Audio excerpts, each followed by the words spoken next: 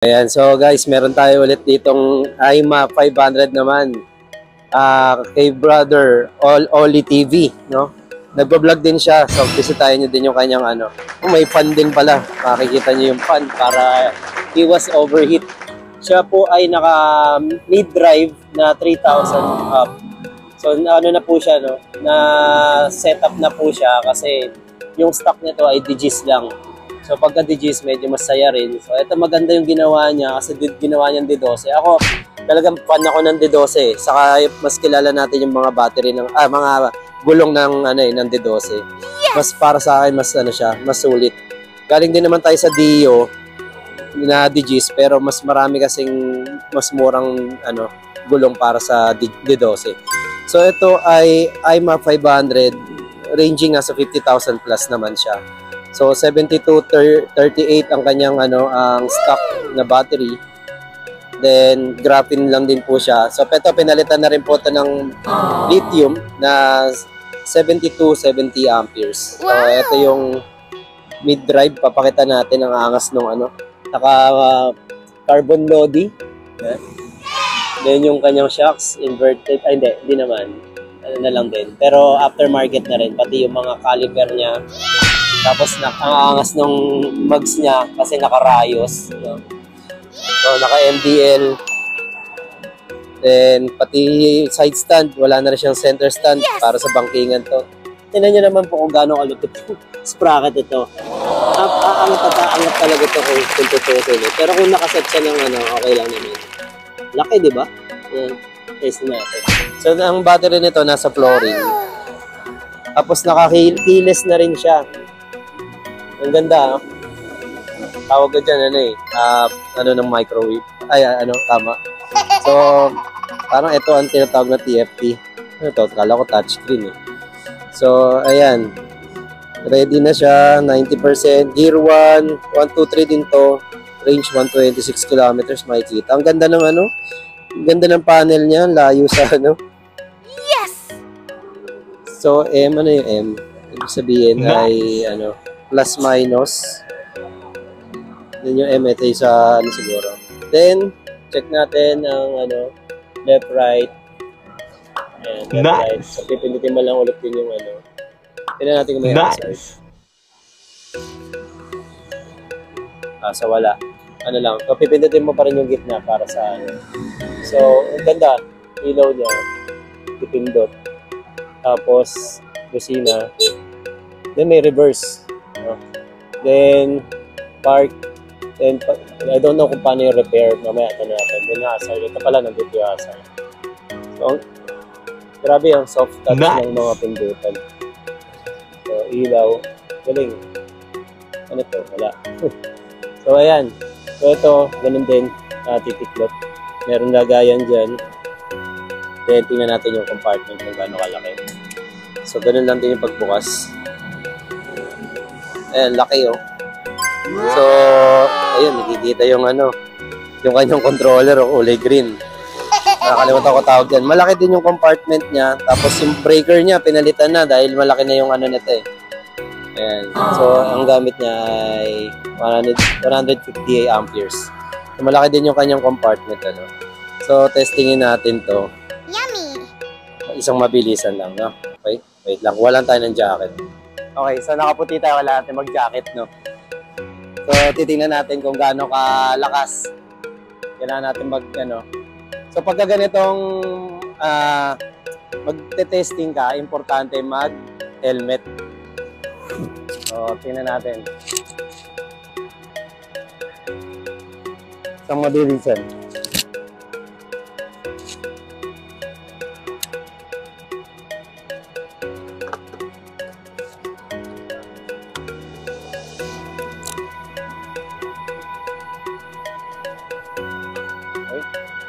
Okay na siya. Check natin. So, tingnan natin. Check muna brakes. Pagka magte-testing tayo, kailangan check muna natin brakes kung gaano kalalakas. Medyo mabait. Teka. Para malambot yung gulong, pakiramdam ko. Wait lang, boss.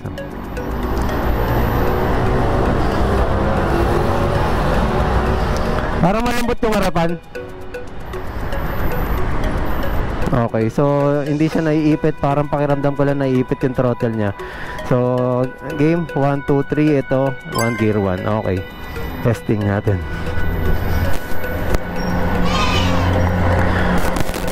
Ito ay hindi birong e-bike, no? 20, 30 ka agad ah. Ayun, grabe ang sipa ng dos. Tignan natin. Grabe ang tres. Parang ano, ayaw huminto.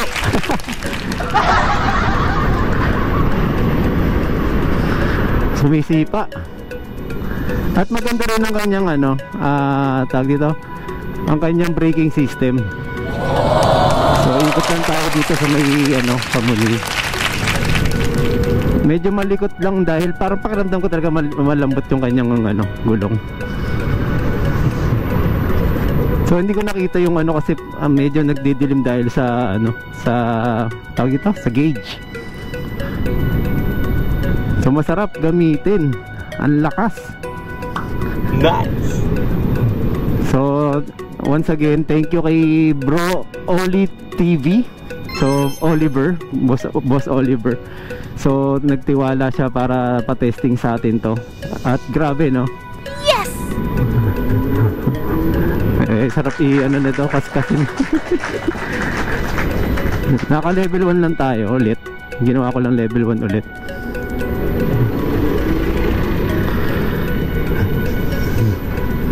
So dito tayo, testing. Maraming tao.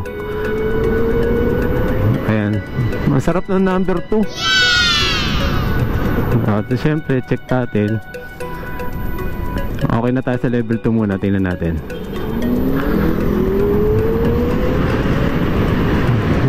Ayan nyo naman sumipa, oh. Level 3 yan, oh. 87, 90. So 90 ka agad. Ganon siya kabilis na kunin yung kanyang ano, tawag dito, yung 100 niya, ang bilis niyang kunin. So tingnan natin. Dito pa, isa pa. Ayan, maluwag dito. Number 3 na tayo. Oh, parang aangat.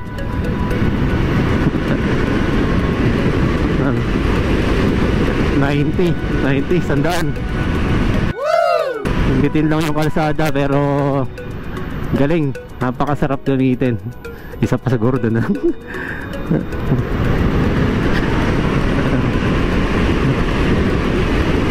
Wala.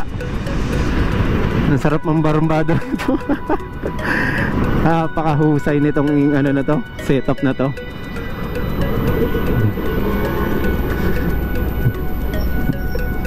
So parang ayoko nang ibaba sa 1 eh. Sa 2 na lang tayo. Wow!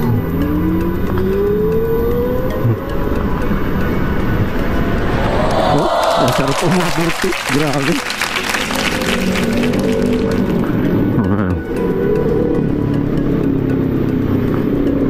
Medyo ano lang, kung ito nakapako ka agad ng ano to, balasubas tayo dito. Ganyan naman ano.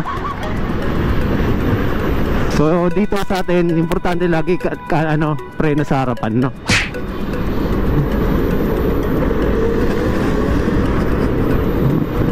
Ayan, so okay na siguro yun, baka masyado akong masarapan at ano, marindi tayo sa gastos nito bigla.